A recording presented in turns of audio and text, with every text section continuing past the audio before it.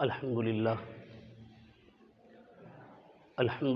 نحمده ونستعینه ونستغفره ونؤمن به ونتوکل علیہ ونعوذ باللہ من شرور انفسنا ومن سیئات اعمالنا من يهده اللہ فلا مضل له ومن يضلله فلا هادی له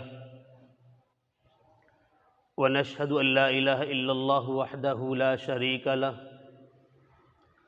ونشهد ان سیدنا وسندنا وحبیبنا وطبیبنا ومولانا محمد عبدہ ورسولہ صلی اللہ علیہ وعلی آلہ واصحابہ وازواجہ وذریاتہ وبارک وسلم تسلیما کثیرا کثیرا اما بعد فإن خیر الحدیث کتاب اللہ وخیر الہدی ہدی محمد صلی اللہ علیہ وسلم وشر الامور محدثاتها وکل محدثۃ بدعہ وکل بدعۃ ضلالہ وکل ضلالۃ فی النار۔ قال اللہ تبارک وتعالی فی القرآن العظیم اعوذ باللہ من الشیطان الرجیم بسم اللہ الرحمن الرحیم انہ من یشرک باللہ فقد حرم اللہ علیہ الجنۃ ومأواہ النار وما للظالمین من انصار۔ وقال النبی صلی اللہ تعالی علیہ وسلم الدعاء هو العبادہ۔ صدق اللہ العظیم وصدق رسولہ النبی الکریم ونحن علی ذلک لمن الشاہدین والشاکرین والحمد للہ رب العالمین۔ بزرگوں اور دوستوں، اللہ تعالیٰ نے اس دنیا کو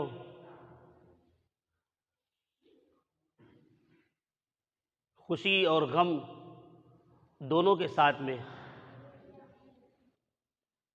مرکب کیا ہے۔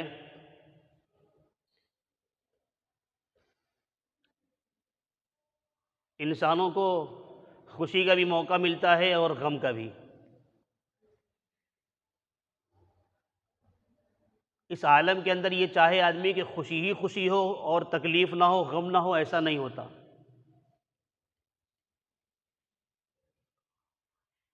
اور ایسا بھی نہیں ہے کہ سوائے تکلیف کے اور کچھ بھی نہ ہو۔ اللہ تعالیٰ نے جہاں تکلیف ہی تکلیف ہوگی، جہاں خوشی کا ایک لمحہ بھی میسر نہ ہو، اس کو کہتے ہیں عالم جہنم۔ اور جہاں خوشی ہی خوشی ہو، غم کا کوئی موقع نہ ہو، وہ ہے عالم جنت۔ دنیا کے اندر خوشی بھی ہے اور غم بھی ہے۔ انسان کو جب خوشی محسوس ہو تو وہ اللہ تعالیٰ کا شکر ادا کرے، اور جب اسے کوئی تکلیف پہنچے، کوئی غم، تب بھی اللہ تعالیٰ کی طرف رجوع کرے اور اللہ تعالیٰ کو پکارے۔ اس لیے کہ مومن بندہ جب اسے کوئی خوشی میسر ہوتی ہے تو وہ اللہ تعالیٰ کا شکر ادا کرتا ہے، اور جب اسے کوئی تکلیف ہوتی ہے تو وہ اللہ تعالیٰ کو پکارتا ہے اور اللہ تعالیٰ کی طرف رجوع کرتا ہے۔ الذین اذا اصابتهم مصیبۃ قالوا انا للہ وانا الیہ راجعون۔ پریشانی کے وقت میں اللہ تعالیٰ کی طرف رجوع کرنا، اور خوشی کے وقت میں اللہ تعالیٰ کا شکر ادا کرنا، یعنی ہر حال میں اللہ تعالیٰ کو پکارنا۔ خوشی میں بھی اللہ کو یاد کرنا ہے اور پریشانی میں بھی اللہ کو یاد کرنا ہے۔ اس لیے کہ خوشیوں کو دینے والا بھی اللہ ہے اور پریشانیوں کو دور کرنے والا بھی اللہ ہے۔ نفع و نقصان کا مالک صرف اور صرف اللہ ہے، اللہ۔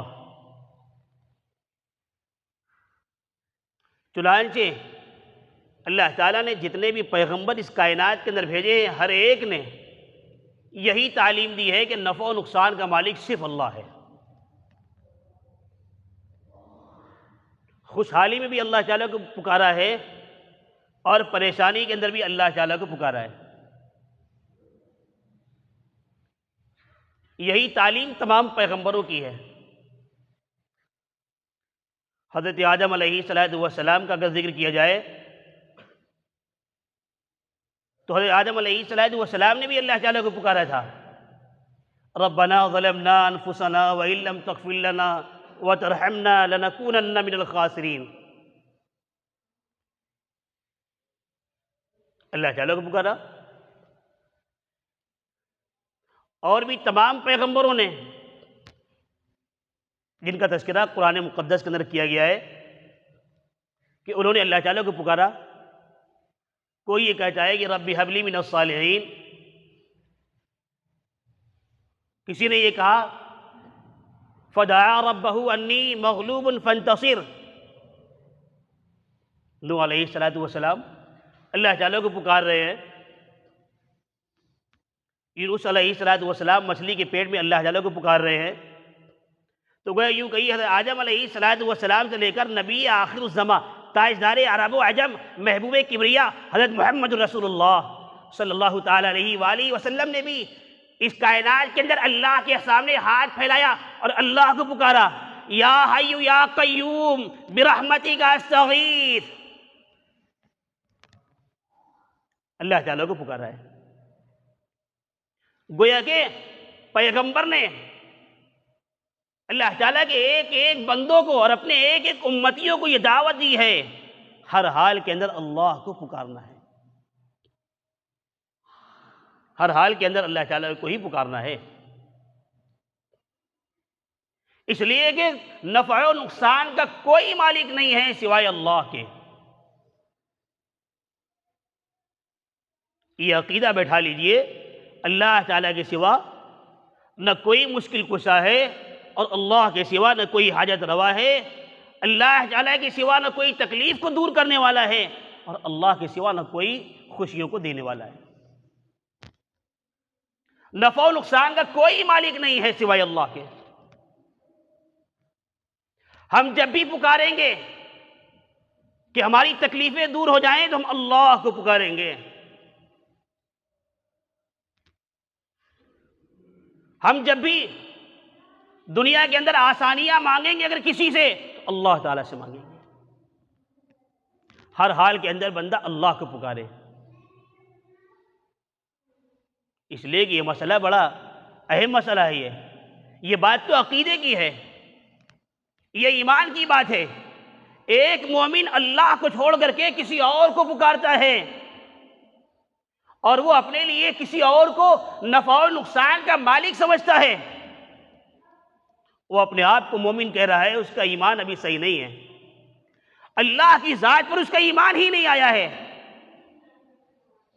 اور اس نے اپنے نفع و نقصان کا مالک جو ہے اللہ کے علاوہ کسی اور کو سمجھ لیا۔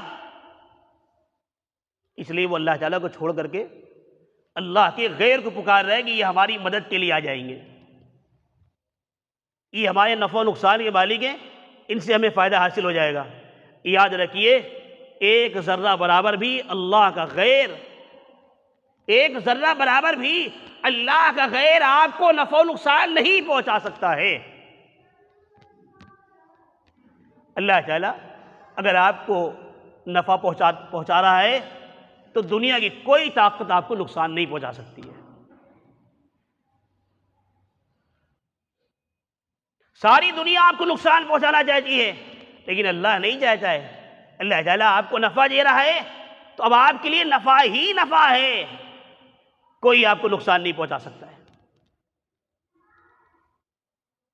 تمام پیغمبروں کی تعلیم یہی ہے، قرآن مقدس کی تعلیم یہی ہے، ہر حال کے اندر ہم اللہ کو پکاریں گے، ہر حال میں ہم اللہ سے ہی مانگیں گے، اور کوئی ایسا در نہیں ہے کہ جو انسان کی حاجتوں کو پورا کر دے، کوئی ایسا دربار نہیں ہے، کوئی ایسی چوکھٹ نہیں ہے جہاں انسان کی ضروریات پوری ہو جائیں اور وہ انسان کی فریاد کو پہنچ جائے۔ صرف اور صرف اللہ جل جلالہ کا دربار ہے، صرف ایک اللہ کی بارگاہ ہے، وہی خالق کائنات، وہی مالک کائنات، وہی ہر ایک کی ضرورتوں کو پورا کرنے والا، وہی ہر ایک کی سننے والا، وہی ہر ایک کو شفا دینے والا، یہ یقین ہونا چاہیے، یقین ہونا چاہیے۔ بندہ جب بھی اپنے دامن کو اٹھائے مانگنے کے لیے، اپنے دامن کو پھیلائے جو اللہ تعالیٰ کے سامنے، اپنے ہاتھ کو اٹھائے جو اللہ کے سامنے، اپنے سر کو جھکائے جو اللہ کے سامنے۔ یہ مسئلہ توحید کا مسئلہ ہے۔ یہ اللہ کا بندہ اللہ کو چھوڑ کر اللہ کے غیر کی طرف جائے اور یہ سوچے کہ ہمیں کامیابی مل جائے گی، دنیا کے ہر دربار میں جا کر کے ہر چوکھٹ پہ وہ سر مارتا رہے گا، یاد رکھیے اس کا کام نہیں بنے گا، اس کا کام نہیں بنے گا۔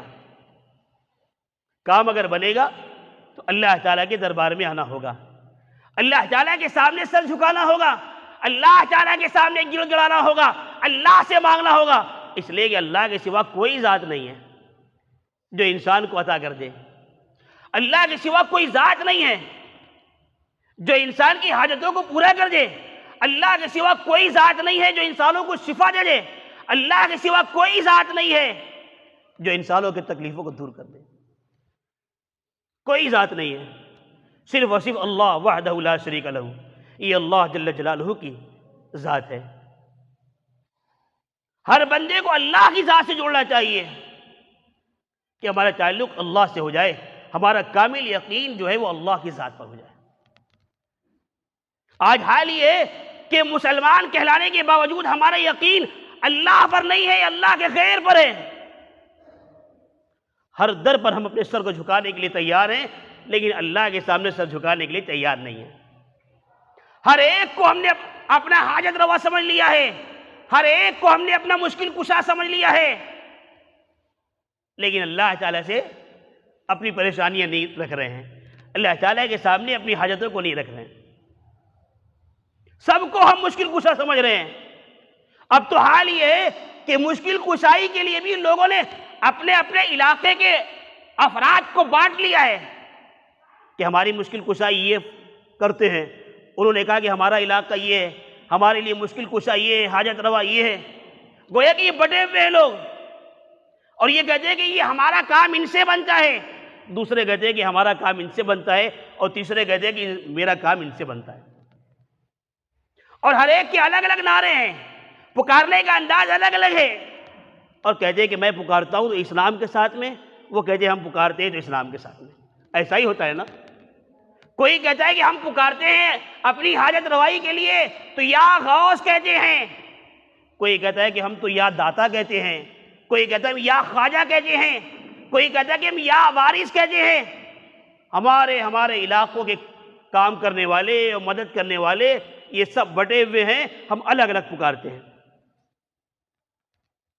آپ دیکھتے ہیں کہ بالکل یہی شکل ہے، لوگوں نے بانٹ لیا ہے، کہا کہ ہمارے کام کرنے والے الگ ہیں، ان کے کام کرنے والے الگ ہیں، ان کے کام کرنے والے، ان کے مدد کرنے والے ہمارے علاقے میں آ کے مدد نہیں کریں گے، اور ہمارے علاقے میں جو مدد کرتے ہیں یہ تمہارے علاقے میں جا کے مدد نہیں کریں گے۔ یہ بٹے ہوئے ہیں، یہ تمہارے علاقے میں کام کرتے ہیں، یہ ہمارے علاقے میں کام کرتے ہیں۔ آپ یقین جانیے، ایک صاحب نے کہا مجھ سے، کہنے لگے کہ ایک شخص میرے پاس میں آیا اور کہنے لگے کہ جب وہ بیٹھنے لگے تو انہوں نے کہا کہ یا غوث، تو انہوں نے کہا کہ مجھے غصہ آیا، بہت زور ہم نے ان کو ڈانٹا۔ کیوں ڈانٹا؟ کہ اس لیے ڈانٹا کہ اس نے میرے علاقے میں کہا یا غوث، اس کو پتہ نہیں ہے کہ یہاں غوث کا کام نہیں ہے، یہ ہمارا علاقہ ہے، یہاں کام کرنے والے، مدد کرنے والے دوسرے ہیں، لہذا تم نے یا غوث کیوں کہا؟ بالکل ایسا ہی معاملہ ہے کہ لوگوں نے بانٹ لیا ہے۔ آپ جس علاقے میں چلے جائیے، اللہ کو چھوڑ کر کے جو لوگ اللہ کے علاوہ سے جڑ گئے ہیں اور ان کو اپنا حاجت روا اور مشکل کشا مانتے ہیں، وہ جب کھڑے ہوتے ہیں تو یہی کہتے ہیں یا وارث، دوسرے کھڑے ہو رہے ہیں تو کہہ رہے کہ یا خواجہ، تیسرے کھڑے ہو رہے ہیں تو کہہ رہے کہ یا داتا، چوتھے کھڑے ہو رہے ہیں تو کہہ رہے کہ یا خواجہ۔ ہر ایک نے بانٹ لیا کہ ہمارے مددگار ہے، حالانکہ کوئی بھی مددگار نہیں ہے اللہ کے سوا، کوئی بھی مددگار نہیں ہے اللہ کے سوا، کوئی مددگار نہیں ہے۔ اللہ تعالیٰ کے سوا کسی اور کو پکارنے کی، کسی اور سے مانگنے کی شریعت مطہرہ نے اجازت ہی نہیں دی ہے، اس لیے کہ کسی کو پکارنا مدد کے لیے، کسی سے دعائیں مانگنا، کسی کو اپنا حاجت روا اور مشکل سمجھنا، یہ تو عبادت ہے، عبادت۔ الدعاء هو العبادہ، پیغمبر علیہ السلام نے فرمایا کہ یہ دعائی تو عبادت ہے، اور عبادت اللہ کے سوا کسی اور کی نہیں کی جا سکتی ہے۔ یہ بات یاد رکھیے، عبادت کسی اور کی نہیں کی جا سکتی ہے۔ تو گویا کہ ہم کسی کو حاجت روا سمجھ رہے ہیں، کسی کو پکار رہے ہیں، اس کی عبادت کر رہے ہیں، اور کسی اور کی عبادت نہیں کی جا سکتی ہے۔ اگر کوئی کسی اور کی عبادت کرتا ہے تو یاد رکھیے مسلمان کہلانے کا مستحق نہیں ہے، وہ مسلمان کہلانے کا مستحق نہیں ہے۔ جو کسی اور کی پرستش میں لگا ہوا ہے، کسی اور کو نفع و نقصان کا مالک سمجھتا ہے، کسی اور کو پکارتا ہے۔